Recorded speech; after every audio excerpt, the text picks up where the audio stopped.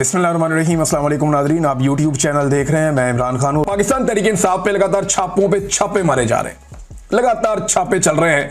वो Naeem Haider पंजूथा TV channel पे बैठे हुए हैं और साथ दिखा रहे हैं, जनाब ये देखें मेरे घर पे छापे पड़ रहे हैं, और बता रहे हैं कि जनाब ये छापे पड़ रहे हैं, पुलिस जा रही है, देखें क्या हो रहा है मेरे घर पे। चादर और चार दीवारी का तकद्दुस पमाल हो रहा है। थोड़ी देर के बाद पुलिस दोबारा जाती है छापे मारने और सारे डीवीआर और कैमरे को में तोड़ के उतार के ले जाती है कि जनाब ये तो दिखा देते हैं दुनिया को कि छापे पड़ रहे हैं, लिहाजा ये उतार के ले जाओ। और वार्निंग भी दी जाती है, धमकियां भी दी जाती हैं। तो पाकिस्तान तहरीक इंसाफ पे खास तौर पे पंजाब में चादर और चार दीवारी का तकद्दुस पामाल हो रहा है, और इससे कोई फर्क पड़ता है क्या? इससे कोई फर्क नहीं पड़ता। कितने लोग गिरफ्तार कर देंगे? 5,000, 2,000, 10,000, 20,000? मैक्सिमम लोग जो अब तक गिरफ्तार किए गए हैं वो एक टाइम में को 10 से 12,000 लोग गिरफ्तार किए गए। इससे ज्यादा कैपेसिटी नहीं है हुकूमत की। सिर्फ पंजाब जो है ना वो 10-12 करोड़ का सूबा है। पाकिस्तान की आबादी 25 करोड़ से ज्यादा की है। अगर वाकई पाकिस्तान के लोगों ने यह फैसला कर लिया, जैसे पाकिस्तान के लोग 2-3 मरतबा फैसला कर चुके हैं। एक मरतबा पाकिस्तान के लोगों ने फैसला किया जिस दिन इमरान खान साहब की हुकूमत गिराई गई, तो 10 अप्रैल 2022 की रात को सारा पाकिस्तान बाहर सड़कों पे आ गया और गेम पलट गया। उस दिन एस्टेब्लिशमेंट को होश आई कि ये हमने क्या कर दिया, लेकिन तब तक चिड़ियां खेत चुक चुकी थी। लिहाजा उसके बाद उनके पास कोई ऑप्शन नहीं था सिवाय इमरान खान से लड़ने का, और इमरान खान साहब ने फिर आस्तीनें चढ़ा ली और एस्टेब्लिशमेंट से लड़ पड़े। अब मामला यह है कि लोग जैसे उस दिन निकले, जैसे इमरान खान के साथ निकलते रहे, जैसे लोगों ने 8 फरवरी 2024 को अपना फैसला सुनाया निकल के, अगर ऐसे ही लोग 5 अगस्त 2025 को निकल आए, 2 दिन बाकी हैं, तीसरे दिन 5 अगस्त है, अगर लोग निकल आए तो फिर डायनामिक्स चेंज हो जाए, सूरत हाल ही बदल जाएगी, सारा का सारा सिनेरियो चेंज हो जाएगा।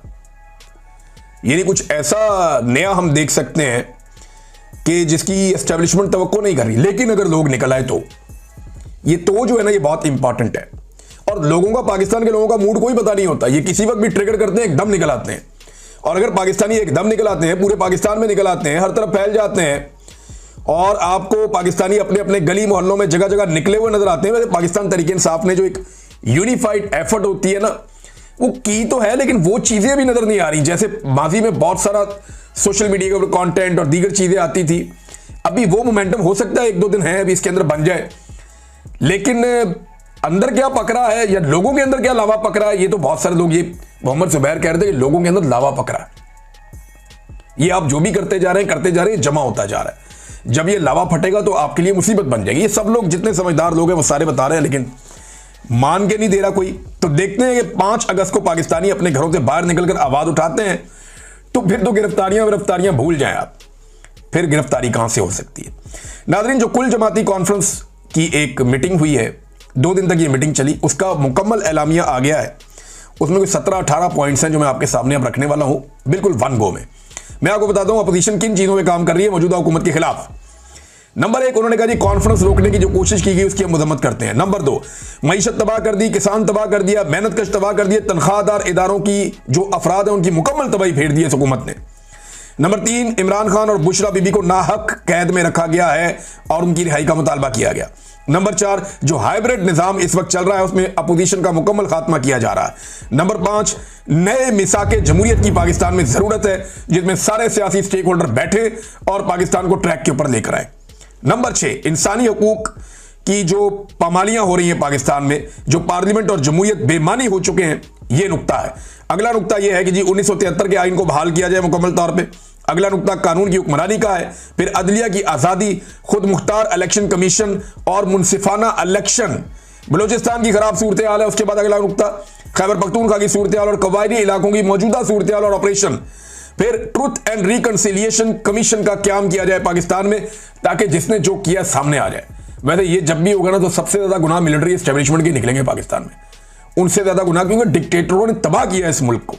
फिर पानी की तकसीम का मामला है, वो भी इसमें उठाया गया, बड़ा इंपॉर्टेंट इशू है। इंतकामी कार्रवाइयों का तदारुक किया जाए जो की जा रही है लोगों के साथ। मीडिया की आजादी का एक नुक्ता इसमें उठाया गया। बैनुल अक़वामी ताल्लुकात के हवाले से भी एक नुक्ता उठाया गया कि जिस तरीके से पाकिस्तान नीचे से नीचे ही चला जा रहा है, यानी पाकिस्तान को शायद परवाह नहीं है इस बात की, या समझ ही नहीं आ रही कि पाकिस्तान किस तरह डील कर रहा है। मैं आपके सामने भी रखूंगा, आप हैरान हो जाएंगे। खवातीन के हकूक पर भी बात हुई है। तो नाज़रीन, पाकिस्तान ने 4200 अशिया ऐसी हैं, ये खबर आ रही थी और मुख्तलिफ मीडिया ने इसको चलाया भी है। मैं वहीं से ये खबर आपको दे रहा हूं کہ پاکستان نے امریکہ سے امپورٹ کی جانے والی جو چیزیں امریکہ پاکستان کو بیچتا ہے ان میں 4200 ایسی مصنوعات ہیں جن پہ جو ٹیرف ہے وہ بالکل زیرو کر دیا. یعنی امریکہ سے آنے والی 4200 ایسی مصنوعات ہیں جن پہ پاکستان نے ٹیرف زیرو کر دیا.